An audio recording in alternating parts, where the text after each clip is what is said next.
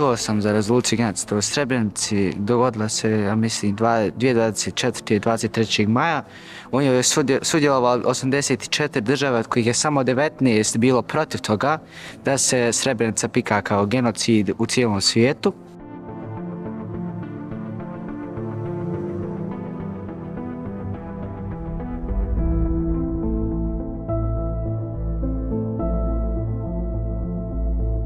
Čiju ste priču vi imali? Nedžad Avdić. Nedžad Avdić, dobro. Odakle je Nedžad? Iz Vornika. Dobro. A šta se njemu desilo? Pa on je doživio streljanje, ali na kraju uspio pobjeći. Šta opisuje sve? Pa bio je u kamionu gdje je jedan od njegovih drugova uspio se odvezati, njega je pitao hoćeš li tebi da odvižem, ali on se već pomirio sa sudbinom, htio da dobije barem kap vode da ne umre od žeđi. Jako puno je govorio žeđ, bio je žedan žedni. I pomirio se sa sudbinom, na kraju je odveden u livadu Sandićima i tu uspio pobjeći. Stvar na branu u Petkovcima i tu je bio streljan, zapravo bio je ranjen i nekim čudom je uspio da preživi. Inače, Nedžad Avdić je zapravo svjedok genocida.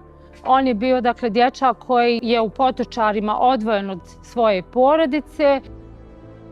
I recite mi, da li su vam neki detalji onako ostali upečatljivi kada je opisivao on to svoje iskustvo? Pa to kad se pomirio sa sudbinom i kad je tražio kap vode da ne umre od žeđi. I koji je zločin? Genocid, je li tako? Govorim sebi pa umrijeću brzo. Ja se ne sjećam kad su me meci pogodili, znači vjerojatno sam bio šokiran tim prizorom kada sam vidio ubijene ljude. Ovi videomaterijali koji ste gledali, oni se nalaze zapravo na jednoj web stranici koja se zove Baza sudski utvrđenih činjenica o ratu u Bosni i Hercegovini. Tu recimo možete naći upravo ova video svjedočenja i o djeci, ali i o drugim događajima tokom rata u Bosni i Hercegovini. Jeste li osjetili mržnju u ovim pričama kad ljudi govori ova svjedočenja? Niste, samo jedna emocija duboke tuge i bola.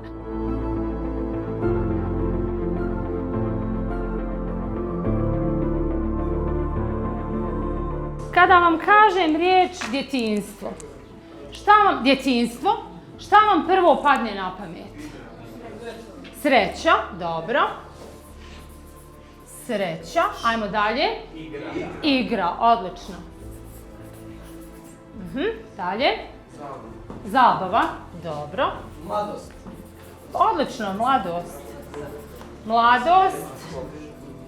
Baza je zapravo jedan fantastičan resurs, ne samo za istraživače, nego prvenstveno i za edukatore, odnosno za nastavnike, pa i učenike, jer se zapravo po nekim najnovijim standardima i potiče samostalno istraživanje u pogledu nastave historije. I evo, na ovim oglednim časovima koje održavamo upravo tokom ovog mjeseca možemo vidjeti koliko je zapravo svi materijali iz baze su primjenjivi i koliko su za učenike zanimljivi i korisni. Kad sam tek počela da predajem historiju, a to je bilo prije nekih 15 godina, ovakve časove je bilo jako teško realizovati jer je nedostatak informacija bio jako prisutan, a također i nastavni plan i program nas je dosta ograničavao u tome, tako da danas nam je ovo puno pomoglo, pogotovo što je podijeljeno po regijama i onda smo mi tako koncipirali svoje časove. Onda djecu upućujemo i da gledaju videomaterijale, ja im puštam na časovima materijale, onda ih upućujem da analiziraju, kad završimo taj neki dio, onda ih uputim na porodicu. Pitajte svoje roditelje, pitajte nane, dede, kakvo oni sjećanje imaju.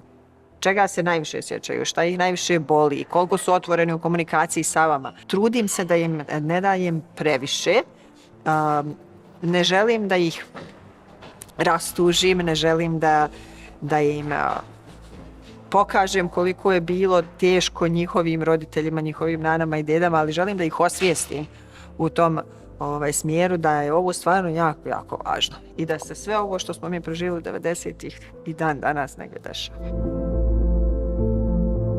Pa naučio sam mnogo stvari, nije baš da je kao neko mjesto bilo manje važno, ili sve svugdje su bili ljudi opkoljeni u različitim uvjetima, ali danas sam naučio baš da su ljudi imali kao manje straha, borili su se za život, pokušavali da se izvuku iz tih nekih situacija. To je, mislim, neka stvar koja bi trebala da se priča u svakoj kući.